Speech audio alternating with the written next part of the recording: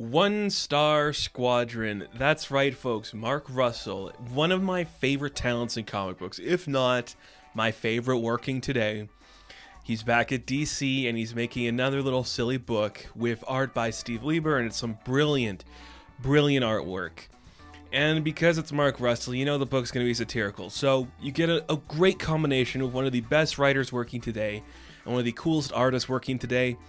You get an interesting book that could be presented, and that's what One Star Squadron is. I think the premise of this book is very fun, especially in the era we live in today where we can kind of parody the idea of superheroes. We live in a very, app-on-demand service where if you put something into your phone, you can essentially have whatever you want. Why not superheroes? Why not, you go into your app, you open up your phone, you're like, hey, I need a superhero to come to my kid's party. I need a superhero for protection in this bodyguard situation. Why not have an app to do that? And that's what this is. It's like a small upstart business that's run by Red Tornado with other people that you are familiar with in the DC universe kind of working under him. And you get this weird workplace comedy that's showing you like the dark sides of the tech world, the dark sides of being owned by a corporation, and it's just surprisingly interesting.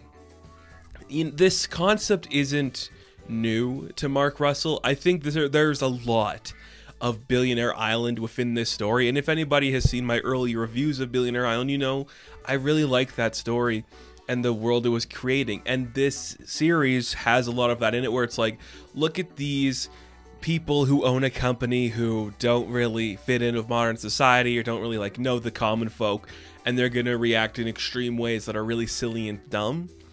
It's accurate and it's fun.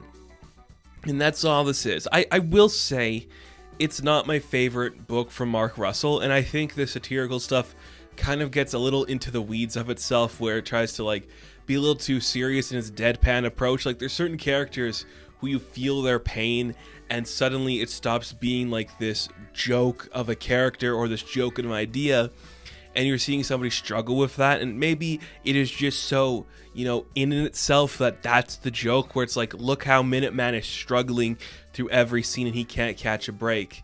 He only lasts 43 seconds. Look at that. Look how silly and weird that is. Is that really a joke, though, or is it just we are breaking a character who's already broken? It's an interesting idea, and I think it's okay.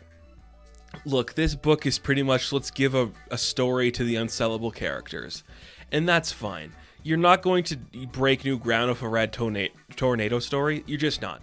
You literally can't do anything with that character that hasn't already been done before. So don't try.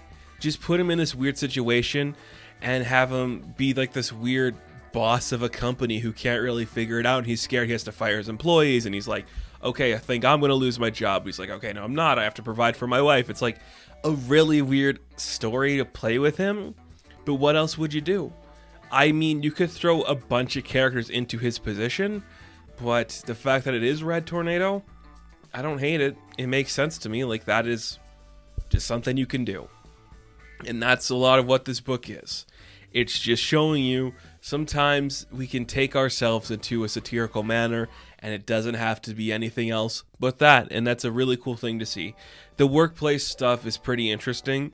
That's where I think this book thrives the most, where it's we're focusing on the workplace stuff. It's a weird office comedy.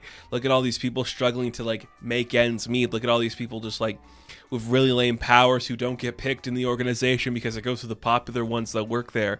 Look at how these guys keep getting these chances but keep screwing up. That is where it's really fun. And that's where it shines the most. When it becomes the hostile takeover and everyone's trying to out somebody else or something else, that's when I think it kind of loses its footing. But there's still so much to like about this book. It's gorgeous to look at.